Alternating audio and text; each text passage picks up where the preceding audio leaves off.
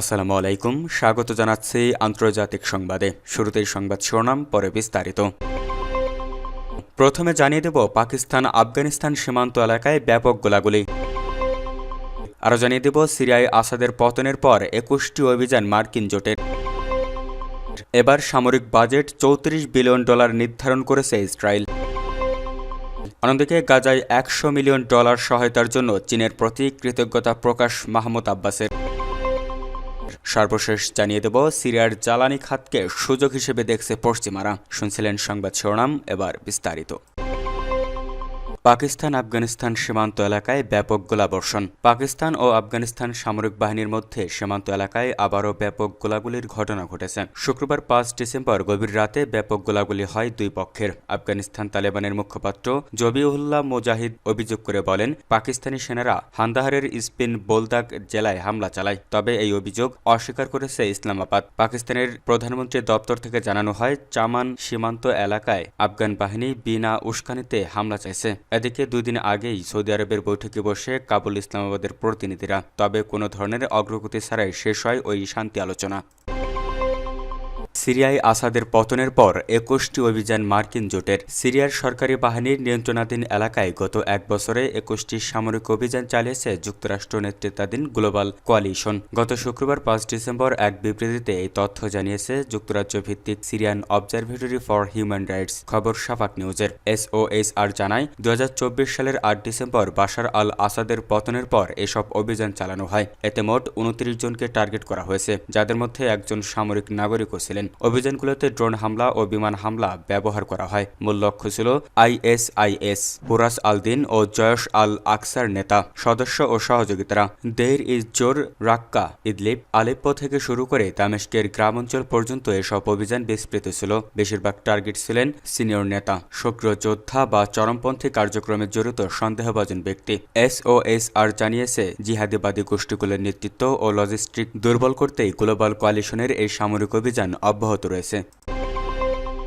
সামরিক budget $34 billion নির্ধারণ করেছে ইসরায়েল। ইসরায়েলের প্রতিরক্ষা মন্ত্রণালয় জানিয়েছে, আগামী বছরের প্রতিরক্ষা বাজেট ১১২ বিলিয়ন শেকেল বা $34.৬০ বিলিয়ন নির্ধারণ করা হয়েছে, যা পূর্বের বাজেট ৯০ বিলিয়ন শেকেলের $২৮ বিলিয়ন বেশি। দেশটির প্রতিরক্ষা মন্ত্রী ইসরায়েল ক্যাটোস এবং অর্থমন্ত্রী বেজালেল স্মোট্রিচ প্রতিরক্ষা ব্যয়ের কাঠামো নিয়ে সমঝোতায় পৌঁছানোর পর এই ঘোষণা দেন। বাজেটটি আগামী বছরের মার্চের মধ্যে অনুমোদিত না হলে নতুন নির্বাচনের প্রয়োজন হতে পারে বলে জানিয়েছে রাজনৈতিক বিশ্লেষকরা। ক্যাটোস বলেছেন, এই বাজেটের পর সামরিক বাহিনী তাদের আক্রমণের ধার বাড়াতে পারবে বলে আশা করছি। এছাড়াও যে কোনো পরিস্থিতিতে রিজার্ভ ফোর্স নিয়োগ করতে পারবে।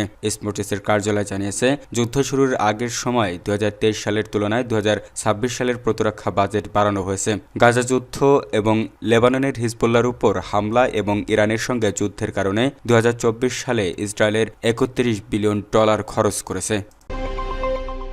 গাজায় $100 মিলিয়ন সহায়তার জন্য চীনের প্রতি কৃতজ্ঞতা প্রকাশ মাহমুদ আব্বাসের। গাজায় মানবিক সংকট মোকাবেলায় সহায়তার ঘোষণার চীনের প্রেসিডেন্ট শি জিনপিংয়ের প্রতি গভীর কৃতজ্ঞতা প্রকাশ করেছে ফিলিস্তিনের প্রেসিডেন্ট মাহমুদ আব্বাস।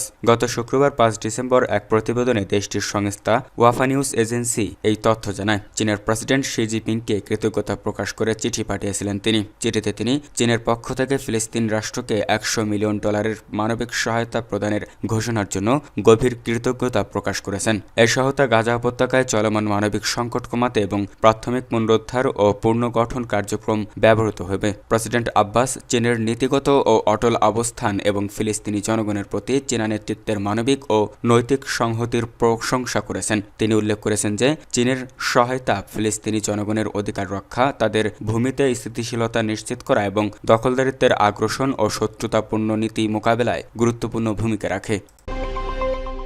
সিরিয়ার জ্বালানি খাতকে সুযোগ হিসেবে দেখছে পশ্চিমারা। সিরিয়ার জ্বালানি খাতকে যুক্তরাষ্ট্রের বিনিয়োগ বাড়তে থাকায় নতুন করে আগ্রহ দেখাতে শুরু করেছে ব্রিটিশ ও ইউরোপীয় কোম্পানিগুলো। গত শুক্রবার ৫ ডিসেম্বর সিরিয়ার অর্থনীতি ও শিল্প মন্ত্রণালয়ের জ্যেষ্ঠ কর্মকর্তা ওয়াসামা আল কাদি জানান, মার্কিন কোম্পানি কোনোকো ফিলিপস ও শেভরন ইতিমধ্যে তেল গ্যাস খাতে কাজ শুরু করেছে। এর প্রভাবে ব্রিটিশ এনার্জি জায়ান্ট শেল সহ ইউরোপের আরও প্রতিষ্ঠানও মার্কিন কোম্পানির সঙ্গে অংশীদার হয়ে সিরিয়া সিরিয়ায় বিনিয়োগে প্রস্তুতি নিচ্ছে। আল কাদি বলেন, নবগঠিত ব্রিটিশ সিরীয় বিজনেস কাউন্সিল ব্যাংক লেনদেনের সুযোগ তৈরি করেছে, যা আমদানি রপ্তানি সহজ করবে এবং ব্যাংক খাতকে গতিশীল করবে। তিনি জানান, কোনোকোফিলিপস খুব শীঘ্রই কারিগরি কার্যক্রম শুরু করতে যাচ্ছে, আর নতুন বছরের শুরুতেই পূর্ণমাত্রায় কাজ শুরু হতে পারে। মার্কিন কোম্পানির এসব চুক্তি ইউরোপীয় বিনিয়োগকারীদের কাছে দিচ্ছে যে 2019 সালের সিজার অ্যাক্ট নিষেধাজ্ঞার শিথিল বা তুলে নেওয়ার পথ খুলতে পারে। এতে জার্মানি ও ফ্রান্স সহ ইউরোপের আরও প্রতিষ্ঠান সিরিয়ায় প্রবেশে আগ্রহী হতে পারে।